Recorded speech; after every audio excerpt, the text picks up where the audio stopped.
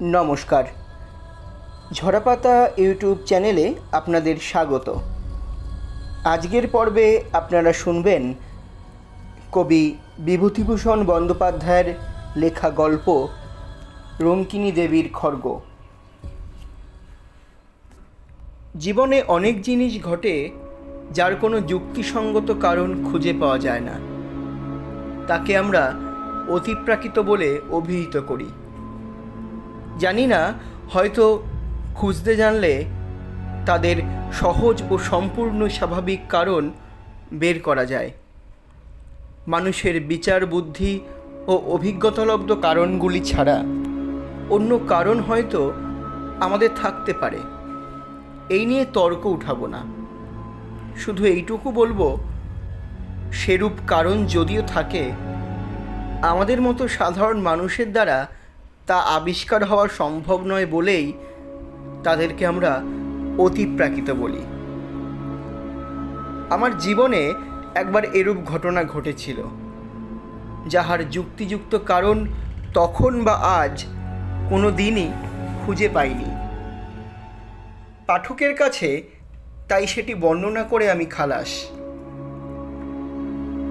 তারা যদি সে রহস্যের কোনো স্বাভাবিক সমাধান নির্দেশ করতে পারেন, যথেষ্ট আনন্দ লাভ করব।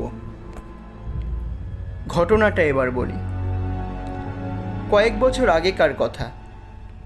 মানভূম জেলার চেরো নামক গ্রামের মাইনর স্কুলে তখন মাস্টারি করি। প্রসঙ্গক্রমে বলে রাখি, চেরো গ্রামের প্রাকৃতিক দৃশ্য এমনতর যে এখানে কিছুদিন বসবাস করলে বাংলাদেশের একঘেয়ে সমতল ভূমির কোনো পল্লী আর চোখে ভালো লাগবে না। একটি অনুচ্চ পাহাড়ের ঢালু সানুদেশ জুড়িয়া লম্বালম্বিভাবে সারা গ্রামের বাড়িগুলো অবস্থিত। সর্বশেষ বাড়িগুলির খিড়কি দরজা খুললেই দেখা যায় পাহাড়ের উপরকার শাল, মহুয়া, কুরচি, বিল্লবৃক্ষের পাতলা জঙ্গল, একটা সুবৃহৎ বটগাছ ও তার তলায় বাঁধানো বেদি, ছোট বড় শিলাখণ্ড ও ভেলা কাটার ঝোপ। আমি যখন প্রথম ও গ্রামে গেলাম, তখন একদিন পাহাড়ের মাথায় বেড়াতে উঠে এক জায়গায় শালবনের মধ্যে একটি পাথরের ভাঙা মন্দির দেখতে পেলাম। সঙ্গে ছিল আমার দুটি উপরের ক্লাসের ছাত্র, তাহারা মানভূমের বাঙালি। একটা কথা, চেরো গ্রামের বেশিরভাগ অধিবাসী মাদ্রাজি, যদিও তারা বেশ ভালো বাংলা বলতে পারে। অনেকে বাংলা আচার ব্যবহারও অবলম্বন করেছে। কি করে মানভূম জেলার মাঝখানে এতগুলো মাদ্রাজি অধিবাসী এসে বসবাস করলো, তাহার ইতিহাস আমি বলতে পারি না। মন্দিরটি কালো পাথরের এবং একটু অদ্ভুত গঠনের, অনেকটা যেন চাঁচড়া রাজবাড়ির দশমহাবিদ্যার মন্দিরের মতো ধরনটা। এ অঞ্চলে এরূপ গঠনের মন্দির আমার চোখে পড়েনি। তাছাড়া মন্দিরটি সম্পূর্ণ পরিত্যক্ত এবং বিগ্রহ শূন্য। দক্ষিণের দেওয়ালের পাথরের চাই কিছু অংশ ধসে পড়েছে। দরজা নেই, শুধু আছে পাথরের চৌকাঠ। মন্দিরের মধ্যেও চারপাশে বনতুলসীর ঘন জঙ্গল। সান্ধ্য আকাশের পটভূমিতে সেই পাথরের বিগ্রহহীন ভাঙা মন্দির আমার মনে কেমন এক অনুভূতির সঞ্চার করল। আশ্চর্যের বিষয়, অনুভূতিটা ভয়ের। ভাঙা মন্দির দেখে মনে হয়, কেন হলো? এ কথা তারপর বাড়ি ফিরে অবাক হয়ে ভেবেছি। তবুও অগ্রসর হয়ে যেতেছিলাম মন্দিরটি ভালো করিয়া দেখতে। একজন ছাত্র বাধা দিয়ে বলল, যাবেন না স্যার ওদিকে। কেন? জায়গাটা ভালো নয়, সাপের ভয় আছে সন্ধ্যাবেলা। তাছাড়া লোকে বলে অনেক রকম ভয় ভীতি আছে, মানে অমঙ্গলের ভয়। কেউ ওদিকে যায় না স্যার। ওটা কি মন্দির? ওটা রঙ্কিনী দেবীর মন্দির স্যার, কিন্তু আমাদের গাঁয়ের বুড়ো লোকেরাও কোনোদিন ওখানে পুজো হতে দেখেনি। মূর্তিও নেই বহুকাল। ওই রকম জঙ্গল হয়ে পড়ে আছে আমাদের বাপ ঠাকুরদাদার আমলেরও আগে। চলুন স্যার, নামি। ছেলেটা যেন একটু বেশি তাড়াতাড়ি করতে লাগলো নামবার জন্য। রঙ্কিনী দেবী বা তার মন্দির সম্বন্ধে দু একজন বৃদ্ধ লোককে এরপরও প্রশ্ন করেছিলাম, কিন্তু আশ্চর্যের বিষয়ে লক্ষ্য করেছি তারা কথাটা এড়িয়ে যেতে চাইছে। আমার মনে হয়েছে রঙ্কিনী দেবী সংক্রান্ত কথাবার্তা বলতে তারা ভয় পায়। আমিও আর সে বিষয়ে কাউকে জিজ্ঞেস করিলাম না কিছুই। বছরখানেক কেটে গেল। স্কুলে ছেলে কম, কাজকর্ম খুব হালকা। অবসর সময়ে এ গ্রামে ও গ্রামে বেড়াইয়া এ অঞ্চলে প্রাচীন পট, পুঁথি, ঘট ইত্যাদি সংগ্রহ করতে লাগলাম। এ বাতিক আমার অনেক দিন হতেই। নতুন জায়গায় এসে বাতিকটা বেড়ে গেছে। চেরোগ্রাম হইতে মাইল ৫-৬ দূরে জয়চণ্ডী পাহাড়। এখানে খাড়া উঁচু একটা অদ্ভুত গঠনের পাহাড়ের মাথায় জয়চণ্ডী ঠাকুরের মন্দির আছে। পৌষ মাসে বড় মেলা বসে। বিএন আর লাইনের একটা ছোট স্টেশনও আছে এখানে। এই পাহাড়ের কাছে একটা ক্ষুদ্র বস্তিতে কয়েক ঘর মানভূম প্রবাসী ওড়িয়া ব্রাহ্মণের বাস। এদের মধ্যে চন্দ্রমোহন পাণ্ডা নামে একজন বৃদ্ধ ব্রাহ্মণের সঙ্গে আমার খুব আলাপ হয়ে গেল। তিনি বাঁকা বাঁকা মানভূমের বাংলায় আমার সঙ্গে অনেক রকমের গল্প করতেন। পট পুঁথি সংগ্রহের অবকাশে আমি জয়চণ্ডীতলা গ্রামে চন্দ্রমোহন পাণ্ডার নিকট বসে তার মুখে এদেশের কথা শুনতাম। চন্দ্রপাণ্ডা আবার স্থানীয় ডাকঘরের পোস্টমাস্টারও। এদেশে প্রচলিত কত রকম আজগুবি ধরনের সাপের, ভূতের, ডাকাতের ও বাঘের, বিশেষ করে বাঘের, কারণ বাঘের উপদ্রব এখানে খুব বেশি গল্প যে বৃদ্ধ চন্দ্রপাণ্ডার মুখে শুনেছি, এবং এইসব গল্প শুনবার লোভে কত আষাঢ়ের ঘন বর্ষার দিনে বৃদ্ধ পোস্টমাস্টারের বাড়িতে গিয়ে যে হানা দিয়েছি তার হিসেব দিতে পারবো না। মানভূমের এইসব অরণ্য অঞ্চল সভ্য জগতের কেন্দ্র হতে দূরে অবস্থিত। এখানকার জীবনযাত্রাও একটু স্বতন্ত্র ধরনের। যতই অদ্ভুত ধরনের গল্প হোক, জয়চণ্ডী পাহাড়ের ছায়ায় শালবন বেষ্টিত ক্ষুদ্র গ্রামে বসে বৃদ্ধ চন্দ্রপাণ্ডার বাঁকা বাঁকা মানভূমের বাংলায় সেগুলি শোনবার সময় মনে হতো এদেশে এরূপ ঘটিবে এ আর বিচিত্র কি। কলকাতা তথা বালিগঞ্জের কথাই তো ইহা নয়। কথায় কথায় চন্দ্রপাণ্ডা একদিন বললেন, চেরো পাহাড়ের রঙ্কিনী দেবীর মন্দির দেখেছেন? আমি একটু আশ্চর্য হয়ে বৃদ্ধের মুখের দিকে চাইলাম। রঙ্কিনী দেবী সম্বন্ধে এ পর্যন্ত আমি আর কোনো কথা কারো মুখে শুনিনি। সেদিন সন্ধ্যায় আমার ছাত্রটির নিকট যা সামান্য কিছু শুনেছি তাছাড়া। বললাম, মন্দির দেখেছি, কিন্তু রঙ্কিনী দেবীর কথা জানবার জন্য যাকে জিজ্ঞেস করেছি সেই চুপ করে গিয়েছে, কিংবা অন্য কথা পেরেছে। চন্দ্রপাণ্ডা বললেন, রঙ্কিনী দেবীর নামে সবাই ভয় পায়। কেন বলুন তো? মানভূম জেলায় আগে অসভ্য বুনো জাত বাস করত, তাদেরই দেবতা উনি। ইদানিং হিন্দুরা এসে যখন এখানে বসবাস করলে উনি হিন্দুদেরও ঠাকুর হয়ে গেলেন। তখন তাদের মধ্যে কেউ মন্দির করে দিলে, কিন্তু রঙ্কিনী দেবী হিন্দু দেবদেবীর মতো নয়, অসভ্য বন্য জাতির ঠাকুর। আগে ওই মন্দিরে নরবলি হতো, 60 বছর আগেও রঙ্কিনীর মন্দিরে নরবলি হয়েছে। অনেকে বিশ্বাস করে রঙ্কিনী দেবী অসন্তুষ্ট হলে রক্ষা নেই, অপমৃত্যু আর অমঙ্গল আসবে তাহলে। এরকম অনেকবার হয়েছে নাকি। একটা প্রবাদ আছে এ অঞ্চলে, দেশে মরক হবার আগে রঙ্কিনী দেবীর হাতের খাড়া রক্ত মাখা দেখা যেত। আমি যখন প্রথম এই দেশে আসি, সে আজ 40 বছর আগেকার কথা, তখন প্রাচীন লোকেদের মুখে কথা শুনেছিলাম। রঙ্কিনী দেবীর বিগ্রহ দেখেছিলেন মন্দিরে?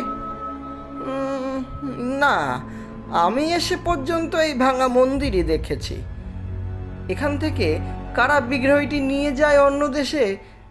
রঙ্কিনী দেবীর এসব কথা আমি শুনতাম ওই মন্দিরের সেবায়িত এক বৃদ্ধের মুখে। তার বাড়ি ছিল এই চিরগ্রামেই। আমি প্রথম যখন এই দেশে আসি তখন তার বাড়ি অনেকবারই গিয়েছি। দেবীর খাড়া রক্তমাখা হওয়ার কথাও তার মুখেই শুনি। এখন তাদের বংশে আর কেউ নেই। তারপর চিরগ্রামেই আর বহুদিন যায়নি। বয়স হয়েছে, বড় বেশি কোথাও বেরোয়নি। বিগ্রহের মূর্তিটি কি? শুনেছিলাম কালী মূর্তি। আগে নাকি হাতে সত্যিকারের নরমুণ্ড থাকতো অসভ্যদের আমলে। কত নরবলি হয়েছে তার লেখা জোকা নেই। এখনো মন্দিরের পেছনে জঙ্গলের মধ্যে একটা ঢিবি আছে, খুলে নরমুণ্ড পাওয়া যায়। সাধে দেশের লোক ভয় পায় শুনে সন্ধ্যার পরে জয়চণ্ডীতলা হইতে ফিরবার পথে আমারই গা ছমছম করতে লাগলো। আরও বছর দুই সুখে দুঃখে কাটলো। জায়গাটা আমার এত ভালো লেগেছিল যে হয়তো সেখানে আরও অনেক দিন থেকে যেতাম।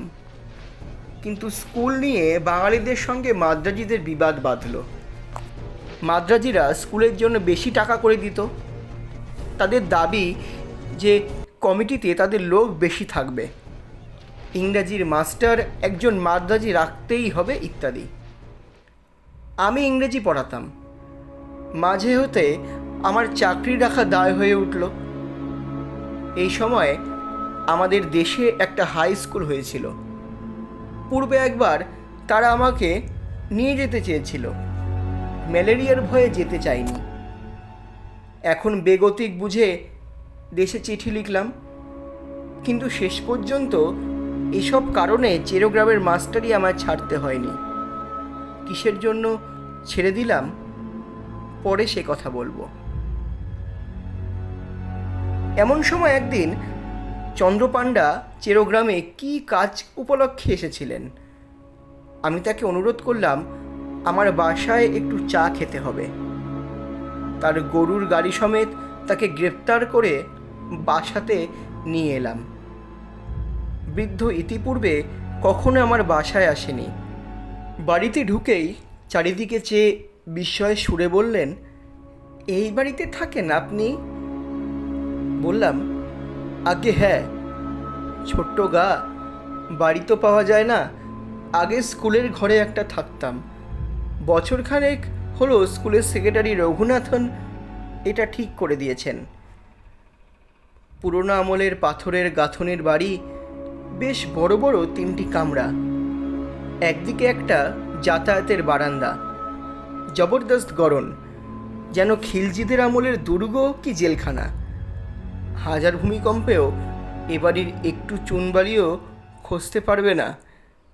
বৃদ্ধ বসে আবার বাড়িটার চারিদিকে চেয়ে দেখতে লাগলেন। ভাবলাম বাড়িটার গড়ন তার ভালো লেগেছে।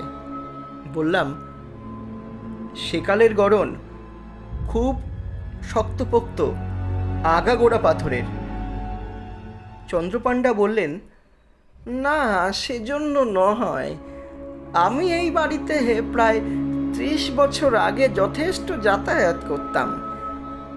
এই বাড়ি হলো রঙ্কিনী দেবীর সেবায়িত বংশের। ওদের বংশে এখন আর কেউ নেই। আপনি যে বাড়িতে আছেন তা জানতাম না। তা বেশ বেশ, অনেক দিন পরে বাড়িতে ঢুকলাম কি না, তাই বড় অদ্ভুত লাগছে।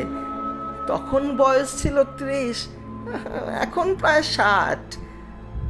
তারপর অন্যান্য কথা এসে পড়ল। চা পান করে বৃদ্ধ গরুর গাড়িতে গিয়ে উঠলেন। আরও বছরখানেক কেটেছে। দেশের স্কুলে চাকরির আশ্বাস পেয়েও আমি যাইনি, কারণ এখানকার বাঙালি মাদ্রাজি সমস্যা একরূপ মিটে এসছে। আপাতত আমার চাকরিটা বজায় আছে বলেই তো মনে হয়। চৈত্র মাসের শেষ। 5-6 ক্রোশ দূরবর্তী এক গ্রামে আমারই এক ছাত্রের বাড়িতে অন্নপূর্ণা পুজোর নিমন্ত্রণ রক্ষা করতে গেছিলাম। মধ্যে রবিবার পড়াতে শনিবার গরুর গাড়ি করে রওনা হই। রবিবার ও সোমবার থেকে মঙ্গলবার দুপুরের দিকে বাসায় এসে পৌঁছালাম। বলা আবশ্যক, বাসায় আমি একাই থাকি। স্কুলের চাকর রাখহরিকে আমি সঙ্গে করে নিয়ে গিয়েছিলাম। বাইরের দরজার তালা খুলেই রাখহরি বলে উঠল, হ্যাঁ, এ কিসের রক্ত দেখুন। প্রায় চমকে উঠলাম।